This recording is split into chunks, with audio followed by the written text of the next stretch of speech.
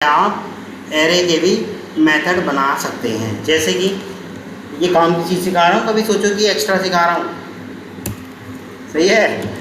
Public static void, आप मतलब non static भी बना सकते हैं, मेथड 1। और इस तरह से आपने इसके अंदर स्ट्रिंग एरे सिंगल डायमेंशन डाल दिया या डबल डायमेंशन डाल दिया, जैसा आपका मन करे।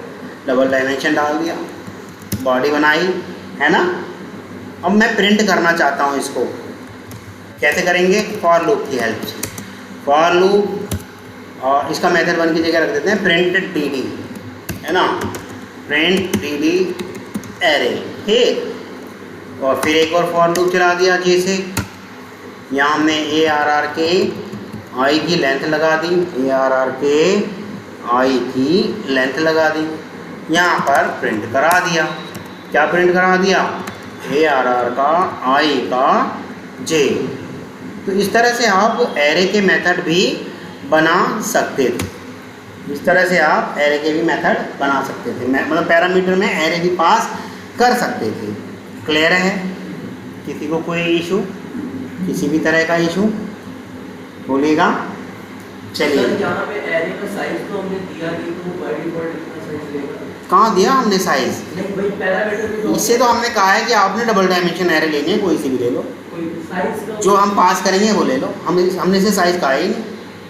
मैं यहाँ पर डालना चाहता हूँ कि भाई ये नहीं, मैं तो सिर्फ डबल डायमेंशन एरे में इतना ही आइटम डालना चाहता हूँ, ये उतने के लिए ही काम करेगा। स्ट्रिंग नेम, और नेम की जगह नाम डाल देते हैं, और इज इक्वल टू, ये लो। मैं अगर इससे ऐसे कहूँ कि भैया ऐसे कर दे, तो ये ऐसे ही कर देगा, मना कहाँ कर रहा है ये, ठीक। अच्छा, सिंबल नहीं लगाया, डबल डायमेंशन का लगा दिया। अब ये वाले की जगह मैं जो एरे प्रिंट करने वाला मेथड जो मेरा है, क्या नाम है मेरा एरे प्रिंट करने वाले मेथड का? प्रिंट एरे dd करके ऐसे कुछ है ना, प्रिंट dd एरे। इसमें नाम भेजूंगा तो ये नाम वाले ही डाल देगा सारे। उसने कहाँ पूछा मुझसे कितने डायमेंशन? अगर मैं यहाँ नेम डाल दूँ तो फिर ये नेम वाले ही डालेगा। तो कहाँ पूछ रहा है मुझसे कितने डायमेंशन? उसे तो आप जैसा दोगे वो वैसा ही प्रिंट कर देगा। आप 100x100 दोगे वो 100x100 को कर देगा, आप 2x2 दोगे वो 2x2 को कर देगा। यही तो फ़ायदा है मेथड बनाने का। साइज़ हमने देना ही नहीं है, वो तो सिर्फ तैयार बैठा है, भैया मैं डबल डायमेंशन को प्रिंट कर दूँगा, आप कितना भी दो साइज़। आ रहा है समझ में? किसी को कोई इशू किसी भी तरह का? सिंगल डायमेंशन के लिए भी देख लेते हैं एक बार।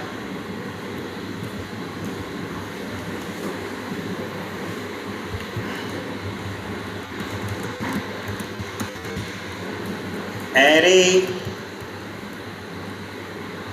मेथड कर लेते हैं बस, बहुत है, ठीक। बस एक वहाँ से कॉपी कर लेते हैं आइटम, ताकि इतना सारा टाइप ना करना पड़े। यहाँ कर दिया हमने स्ट्रिंग नेम, और सिंगल डायमेंशन ही बनाते हैं, इज इक्वल टू, इस तरह से ये डाल दिया, ठीक। और कुछ प्रिंट करने की कोशिश करते हैं, public static void print array, और यहाँ डाल दिया स्ट्रिंग का सिंगल डायमेंशन, ठीक। नेम करके डाल दो, या जो आपका मन करे डाल दो। फॉर लूप चला दिया इंडेक्स वाला, और यहाँ से हमने system dot out dot println चला दिया, ठीक। और यहाँ डाल दिया हमने क्या भाई, यही नेम का आई, ये अपने हिसाब से प्रिंट कर देगा, ठीक। अच्छा, एक तो ये हो गई एरे किस तरह से, बाई डिक्लेरेशन, कंस्ट्रक्शन और इनिशियलाइजेशन, है ना। एक तो ये हो गई, परंतु मैं ऐसे भी कर सकता था। एक होती है एनोनिमस एरे, सिर्फ अपना काम निकालने के लिए जिसको इस्तेमाल किया जाता है वन टाइम, उसे हम कहते हैं एनोनिमस। एनोनिमस को हिंदी में क्या कहते हैं? गुमनाम, जिसका कोई नाम ना हो। तो प्रिंट ARR, इसके अंदर मैंने डाला न्यू ESDF, ऐसे करा, इस तरह से कर दिया, और यहाँ हमने कुछ आइटम डाल दी, हेलो कॉमा किया, और हाय, एक मिनट जरा, ये होना तो चाहिए था यार, ऐसे हो नहीं रहा। सर वहाँ पहले प्रोसेस लगाए हैं। कहाँ पर? भाई ये होना तो चाहिए था वैसे। साइज़ तो यहाँ डालते नहीं हैं हम। 1 मिनट नहीं हटा के करें, नहीं चल रहा। चलता तो ऐसे ही है।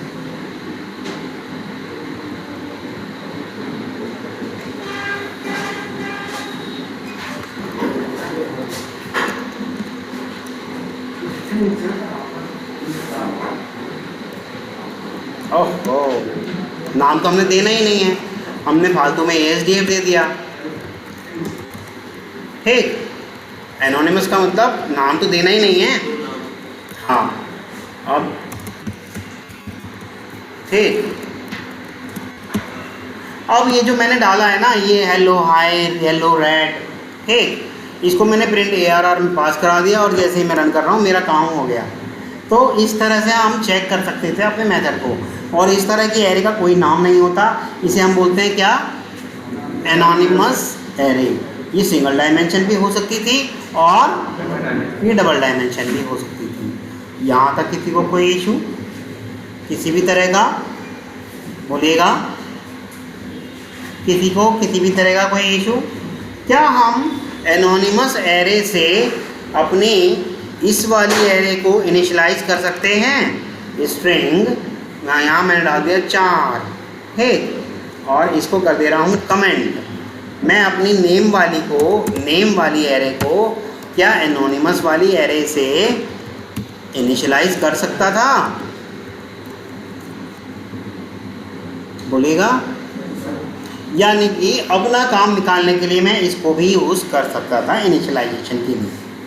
एनोनिमस को मैं एज ए मेथड के अंदर आर्ग्यूमेंट पास कर सकता हूँ, है ना। और अगर मुझे केवल और केवल इनिशियलाइजेशन तक का काम चाहिए तो मैं इससे इनिशियलाइजेशन वाला काम भी ले सकता था, पर वन टाइम, दोबारा नहीं ले सकता।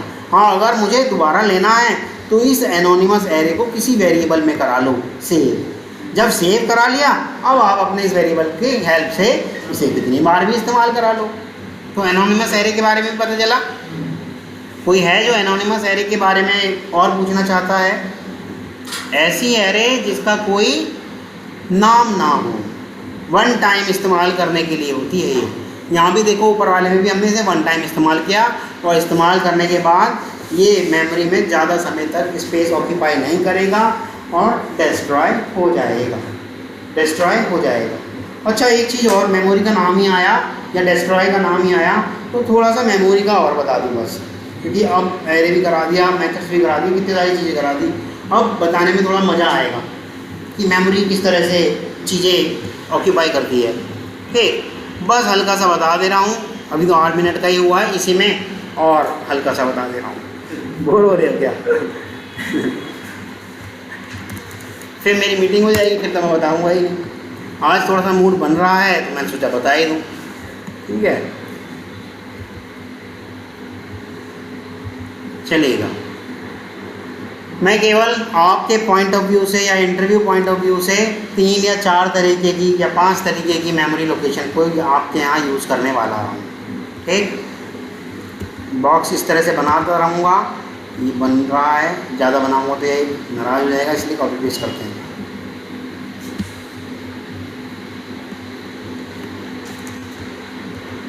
एक, 2, 3, 4 और ज़्यादा बारीकी में नहीं जा रहे। ठीक, अभी तक आप मेमोरी में कौन कौन सी मेमोरी जानते हो? राजकुमार, कौन कौन सी मेमोरी के बारे में जानते हो? हाँ, अभी मैं बताऊंगा। कुछ तो आप जानते ही होंगे, हीप, स्टैक, कुछ तो नाम सुने ही होंगे, या ये भी नहीं सुने? नहीं सुने? सच में ये कई बार बताया है। क्लास से संबंधित चीज़ें लोड होती थी। रैम का कोई मतलब नहीं है, रैम के अंदर कैसे पार्टीशन होता है उसका मतलब चल रहा है। अब रैम से कोई मतलब नहीं चल रहा है। हाँ जी अनु, कौन कौन सी मेमोरी के बारे में जान रहे हो अभी तक? मेरी अच्छा अभी तो बहुत टाइम है। हाँ नहीं बताओ, कोई है क्लास में जो किसी भी मेमोरी के बारे में जान रहा हो? मैं नहीं कह रहा सारी, जो भी 1 आध 2 3 4 जिसके बारे में भी जान रहे हो।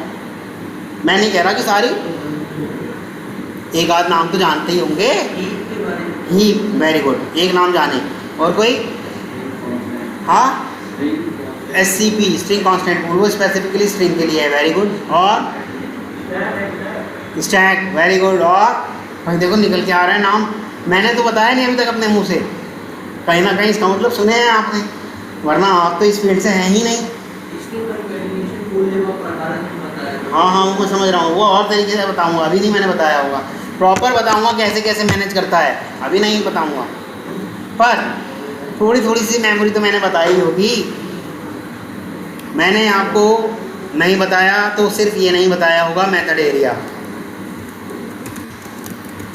ये मेथड एरिया नहीं बताया होगा, पर आज बताने जा रहा हूँ। और ये भी बताना इसलिए है क्योंकि भैया इंटरव्यूअर कई बार जो है पूछ लेता है आपसे कि ये कहाँ सेव होगा, किस मेमोरी में सेव होगा। आपको पता होना चाहिए, आपको पता होना चाहिए। यहाँ तक किसी को कोई इशू? एक होता है हीप एरिया, एक होता है हीप एरिया, ठीक। SCP यहाँ नहीं कराऊंगा, यहाँ तो सिर्फ नॉर्मली जो आपकी मोटे तौर पर वेरिएबल, मेथड और ऑब्जेक्ट के लिए जो होते हैं, हाँ क्लास लेवल की चीज़ों के लिए जो होते हैं, ठीक है। क्या क्या हो गया? मेथड एरिया, हीप एरिया, और एक हो गई आपकी जैसे कहते हैं ना स्टैक ओवरफ्लो। स्टैक एरिया कह लो या स्टैक मेमोरी कह लो, है ना।